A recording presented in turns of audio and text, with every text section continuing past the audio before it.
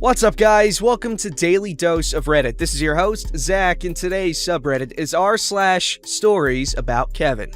This story's called, I suffered through an entire year trying to train this Kevin. Sorry for the long post, but I swear I've condensed it a great deal already. Kevin had just graduated high school and landed a job in my team. Our recruitment company had stopped working with us because we had poached one of their employees, and I suspect they placed him with us as one last piece of revenge. He was on a one-year business admin traineeship, and seemed to think he was going to run his own business one day. Now, Kevin was nice enough.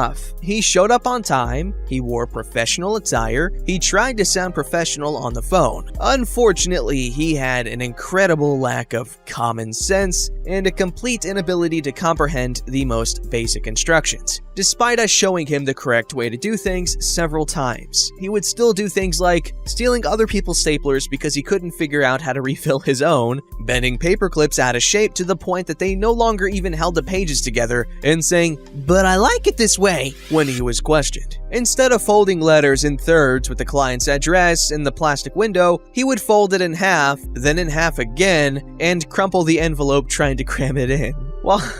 While setting up his voicemail message, the automated instruction voice told him to say his name. He gave an entire voicemail speech instead. My boss told him to fix it. He did the exact same thing again. He'd walk away when he jammed the printer, even though its screen shows very specific instructions with pictures on how to fix it. He got chewed out by a regional manager for this one. He also told stories about being hospitalized for drinking too much water and jumping into his car while it was being stolen because he always just left the keys on the seat. I kid you not, he was actually proud of himself telling us all about how he was questioned by the police. He once asked me how to print a website. This was on work time, and the page was called How to Start a Business.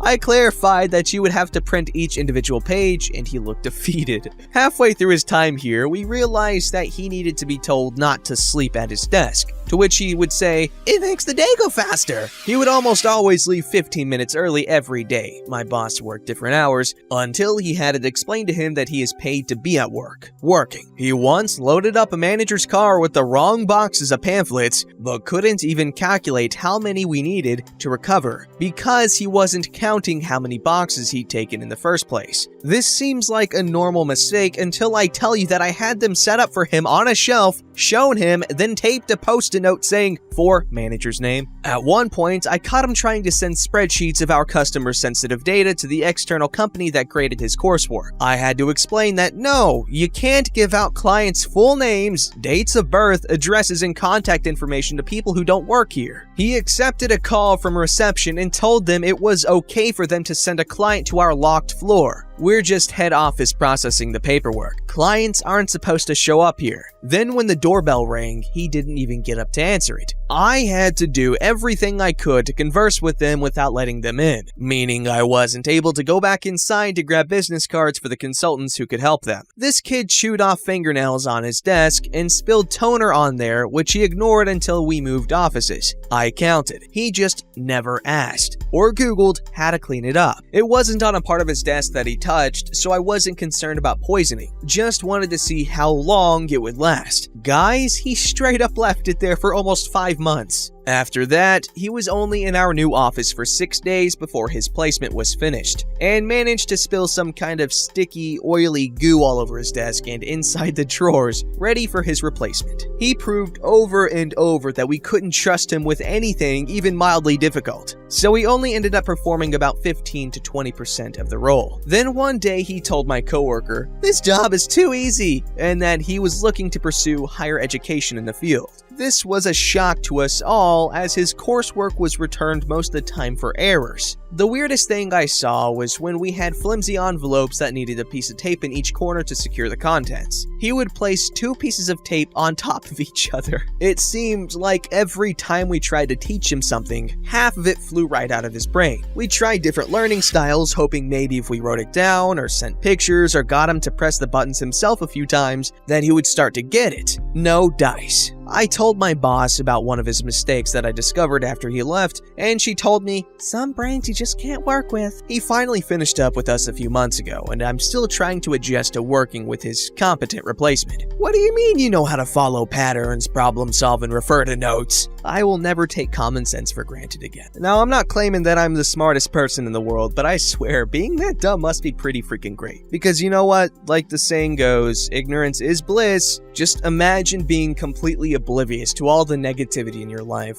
You would be so happy. Well, you might not have the greatest standing with people unless you're really, really nice and caring, but like, just imagine being that happy. Just imagine. Kind of like how Goku is. He's always cheery and happy because he's dumb as a freaking pile of rocks. I mean, aside from all the aliens killing his friends, but hey, it doesn't seem to affect him long term, so hey.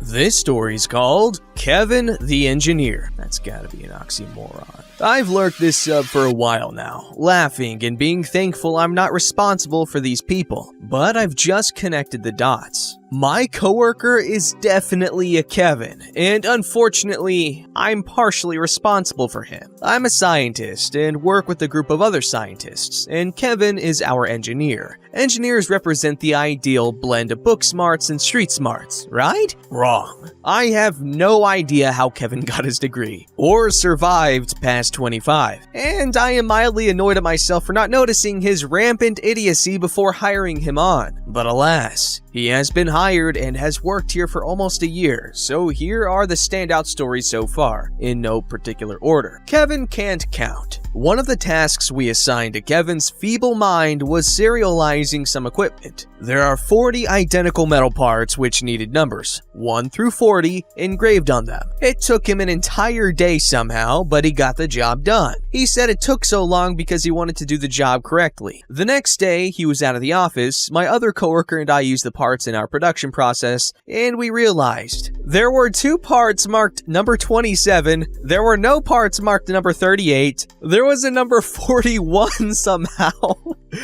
We did end up roasting him about this over our work group chat while he was away at the dentist. See, Kevin goes to the dentist below. Kevin makes Hot Pockets. Kevin has a food-centric worldview and has attended many a lunch meeting that is irrelevant to him because of the opportunity for food. He had a carton of Hot Pockets, gross, sent to our building and had been heating them up for snacks. One time I was misfortunate enough to be there for the Hot Pocket ritual. Firstly, Kevin chose the toaster, not the toaster oven or microwave to do the job. Secondly, it took him upwards of 8 minutes to figure out how to work the toaster. Mind you, this toaster has 1 knob and was already plugged in. I almost helped him out after the first few minutes, but my other coworker and I chose to observe his stupidity instead. 1 knob! At the end of it all, it created a molten, burning cheese mess inside the toaster. He did not clean it up. Kevin doesn't know how to spell his own name. At our company, we have a logging system for purchasing where we enter our name, the vendor, and the amount purchased. Kevin has repeatedly omitted and switched letters in his own name, and I opened the file to see Kevin last name. He also tried to initial a training log once and wrote his initials upside down. He claims he got confused. Kevin goes to the dentist. Kevin requested 2 days off work for a dentist appointment. We assumed it was a surgical procedure, like getting his wisdom teeth out. Half a day for the procedure, 1.5 days to recover. Seems reasonable. Nope, it was a checkup. Kevin used to live around 400 miles away from our city and relocated for his job with us. And he flew back to his hometown to go to the dentist. He said it would be easier and make more sense because he has invisible braces. I'm still confused about this one. Kevin used a coffee maker. At work, we have one of those coffee makers where you insert a disposable pod and make a single cup. I tend to avoid them because I don't hate the earth, but many people enjoy the convenience. Kevin went to make his cup and realized the water level was low, so the machine wouldn't let him. The pod coffee makers break if we heat the hard water straight from the sink, so we fill them with filtered water. Kevin looked at the 2 large containers of filtered water by the sink that pour water quickly, and instead chose the container of filtered water inside the fridge. We have this since sometimes it's nice to have ice-cold water to drink after a long job in the lab or shop, which pours very slowly. Kevin crouched uncomfortably in front of the open fridge, filling the coffee reservoir with cold water for an excruciatingly long time, while he could have used the room temperature water and done it in seconds. And yes, it took another long period of time to get his cup of joe because the water had to heat up around 20 more degrees to get to 100 degrees Celsius than if he had chosen the reasonable route.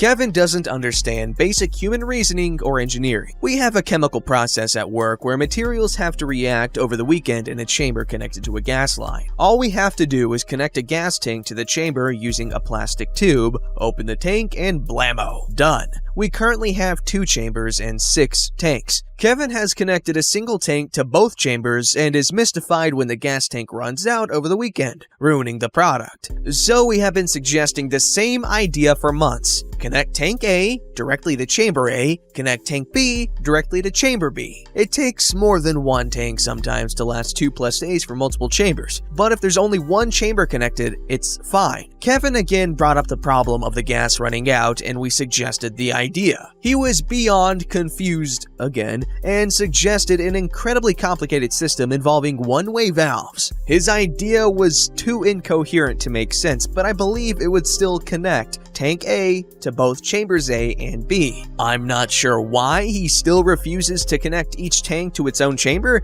He claims it doesn't make any sense. I'm not sure how else to explain it, besides drawing a diagram of the setup that literally consists of 2 parallel lines. That's all I can remember for tonight. Hope you all enjoyed my first post here. I would feel bad about making fun of this guy, but he is very well off financially and still thinks highly of himself, not seeming to realize how blindingly idiotic he is. Ignorance is bliss, I guess. Okay, first off, this is a really funny story, but who the hell says gross to Hot Pockets? Hot Pockets are a beautiful freaking mobile food. Like, how do you not love them? Okay, that's besides the point. Oh, also, please don't put anything that contains cheese in a toaster because cheese contains a ton of fats, and fat, when you melt it, it's oil. So when you expose that melted fat to an electrical heating unit, it's gonna catch on fire. It's gonna be a mess. Don't do that. But this was a really funny story. This, he wrote his freaking initials upside down. That's beautiful. I've got a theory though. I'm thinking this guy's just pulling the most epic prank ever, okay? He's gotta be trolling. And he's just trying to see how much stupid he can get away with. And so far, he's getting away with a lot.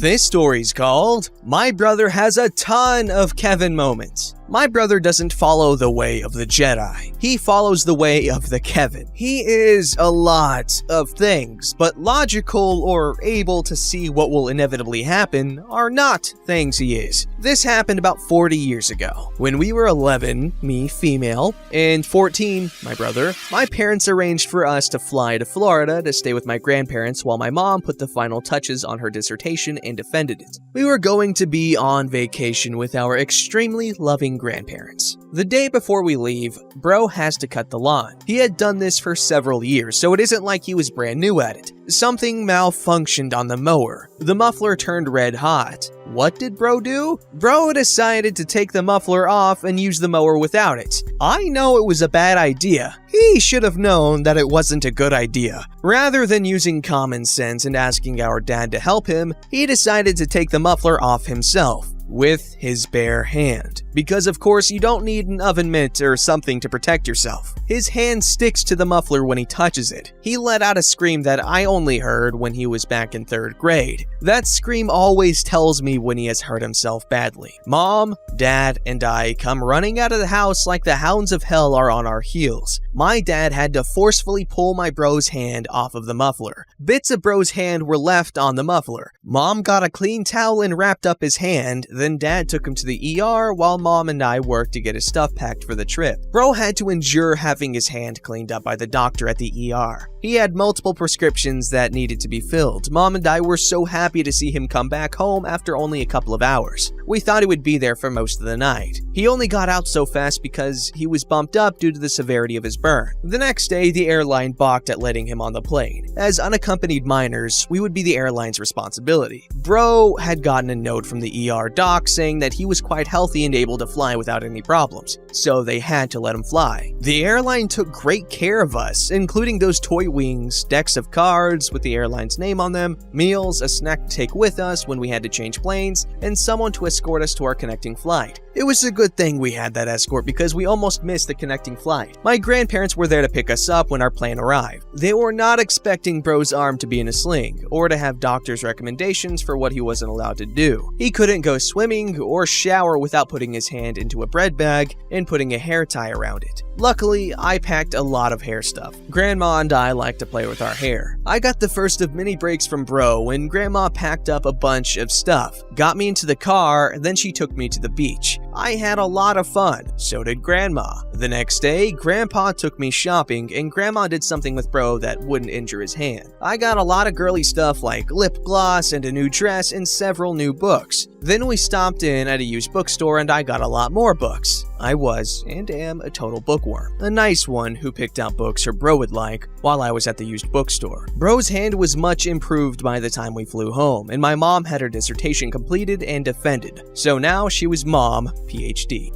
Don't forget to like, subscribe, and hit that bell to never miss an episode.